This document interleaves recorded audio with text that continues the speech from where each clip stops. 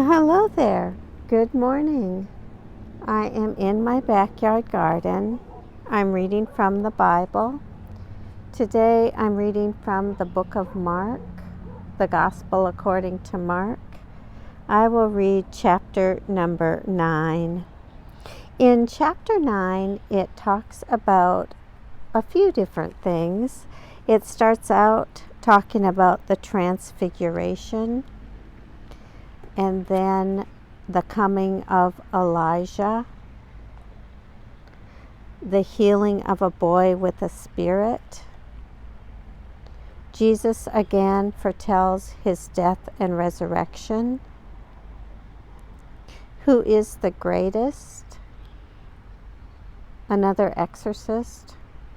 And chapter 9 finishes up by talking about temptations to sin. But before I get started, I do want to talk just a little bit about what you see in the video today. What I'm showing you is a view of one of the flower pots that we have on our backyard patio. And the flowers that you see are, the big orange one is a Gerber daisy, and then the pink are dianthus or pink carnations, and then just a little bit of a bud of one of the pansies. Kind of the lavender colored one is a pansy. Okay, enough about the garden. Back to Bible reading. Today I'm reading from the book of Mark, the Gospel according to Mark, chapter 9. The reading begins.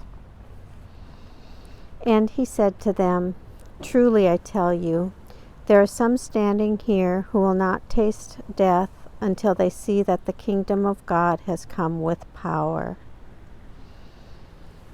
6 days later, Jesus took with him Peter and James and John and led them up a high mountain apart by themselves.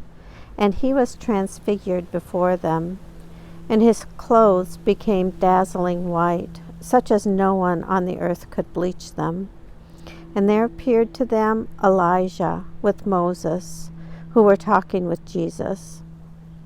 Then Peter said to Jesus, "Rabbi, it is good for us to be here. Let us make 3 dwellings, one for you, one for Moses, and one for Elijah." He did not know what to say, for they were terrified. Then a cloud overshadowed them, and from the cloud there came a voice. "This is my son, the beloved. Listen to him." Suddenly, when they looked around, they saw no one with them anymore, but only Jesus. As they were coming down the mountain, he ordered them to tell no one about what they had seen until after the Son of Man had risen from the dead. So they kept the matter to themselves, questioning what this rising from the dead could mean. Then they asked him, "Why do the scribes say that Elijah must come first?" He said to them, "Elijah is indeed coming first to restore all things. How then is it written about the Son of Man that he is to go through many sufferings and be treated with contempt? But I tell you that Elijah has come, and they did to him whatever they pleased, as it is written about him." When they came to the disciples, they saw a great crowd around them, and some scribes arguing with them. When the whole crowd saw him, they were immediately overcome with awe, and they ran forward to greet him. He asked them, "What are you arguing about with them?" Someone from the crowd answered him, "Teacher, I brought you my son. He has a spirit that makes him unable to speak. And whenever it seizes him, it dashes him down, and he foams and grinds his teeth and becomes rigid. And I asked your disciples to cast it out, but they could not do so." He answered them, You faithless generation, how much longer must I be among you? How much longer must I put up with you? Bring him to me. And they brought the boy to him. When the spirit saw him, immediately it convulsed the boy, and he fell on the ground and rolled about, foaming at the mouth. Jesus asked the father, "How long has this been happening to him?" And he said, "From childhood. It has often cast him into the fire and into the water to destroy him. But if you are able to do anything, have pity on us and help us." Jesus said to him, "If you are able, all things can be done for the one who believes." Immediately the father of the child cried out, "I believe, help my unbelief." When Jesus saw that a crowd came running together, he rebuked the unclean spirit, saying to it, "You spirit that keeps this boy from speaking and hearing, I command you, come out of him and never enter him again." After crying out and convulsing him terribly, it came out, and the boy was like a corpse, so that most of them said, "He is dead."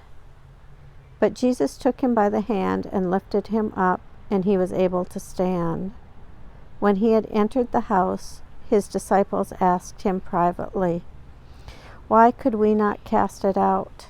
He said to them, "This kind can come out only through prayer." They went on from there and passed through Galilee. He did not want anyone to know it, for he was teaching his disciples, saying to them, "The Son of Man is to be betrayed into human hands, and they will kill him, and 3 days after being killed, he will rise again." But they did not understand what he was saying, and were afraid to ask him. When they came to Capernaum, and when he was in the house, he asked them, "What were you arguing about on the way?" But they were silent, for on the way they had argued with one another who was the greatest. He sat down, called the 12, and said to them, "Whoever wants to be first must be last, of all the servant of all." Then he took a little child and put it among them, and taking it in his arms, he said to them, Whoever welcomes one such child in my name welcomes me, and whoever welcomes me welcomes not me, but the one who sent me."